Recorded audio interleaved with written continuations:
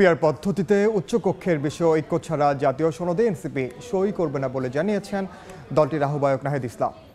সকালে জামালপুরে শহীদ পরিবারের সদস্য ও আহতদের সঙ্গে সাক্ষাৎ শেষে কথা বলেন তিনি। নির্বাচন কমিশন, পুলিশ কেউই নিরপেক্ষ আচরণ করছে না বলেও অভিযোগ করেন এনসিপির আহ্বায়ক। নির্বাচনের আগে লেভেল প্লেয়িং ফিল্ড নিশ্চিত করারও দাবি জানান তিনি।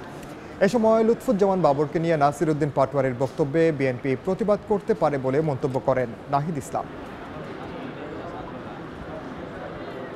আমরা বলেছিলাম যে উচ্চকক্ষটা ভোটের অনুপাতে হতে হবে, পিআর অনুসারে হতে হবে, এটা আসনের অনুসারে হওয়া যাবে না। ফলে এই উচ্চকক্ষ আমাদের ক্ষমতার ভারসাম্য এবং জবাবদিহিতার জন্য অত্যন্ত গুরুত্বপূর্ণ। সে বিষয়ে এখনও ঐক্যমত আসেনি।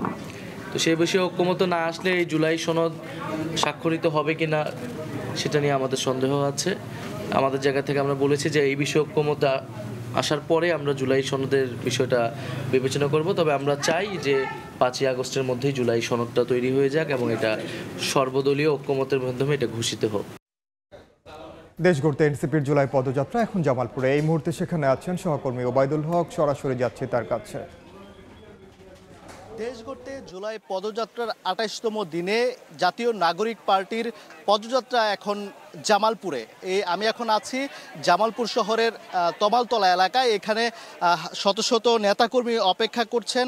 এখান থেকে যে পদযাত্রা শুরু হবে, জাতীয় নাগরিক পার্টির যে আহ্বায়ক নাহিদ ইসলামের নেতৃত্বে সেই পদযাত্রা শুরু হবে কিছুক্ষণের মধ্যে। আমরা দেখতে পেরেছি যে নাহিদ ইসলাম সহ কেন্দ্রীয় নেতারা কিন্তু এই তমালতলা মোড়ে এসে উপস্থিত হয়েছেন এবং তাদেরকে এখানে স্বাগত জানাচ্ছেন এখানকার যারা নেতৃবৃন্দ রয়েছেন। এখানে কিছুক্ষণের মধ্যে এখান থেকে পদযাত্রা শুরু হবে। আমরা দেখেছি যে গতকাল শেরপুর থেকে রাতেই এই জামালপুরে এসে অবস্থান করে রাত্রি যাপন করেছেন এবং আজকে সকালে কিন্তু শহীদ পরিবারের এবং আহত জুলাই গণ অভ্যুত্থানের তাদের সঙ্গে কিন্তু প্রায় আধা ঘন্টার মতো মত বিনিময় করেছেন এবং সেখানে কিন্তু কথা বলেছেন, তাদের কথা শুনেছেন এবং কি ধরনের সমস্যা সেসব বিষয়েও কিন্তু আলোচনা করেছেন।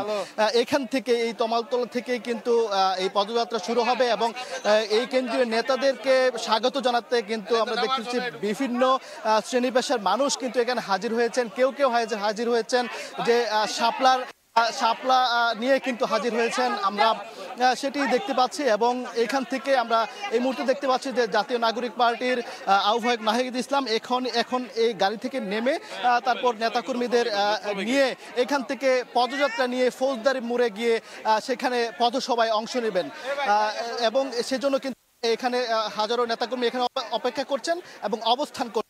তো তারা এই পদযাত্রা এখান থেকে শুরু হয়ে তারা ফৌজদারি মোড়ে গিয়ে শেষ করবেন। তো এই ছিল তমালতলা থেকে আমার কাছে সবশেষ। সরাসরি যুক্ত ছিলাম জামালপুরে।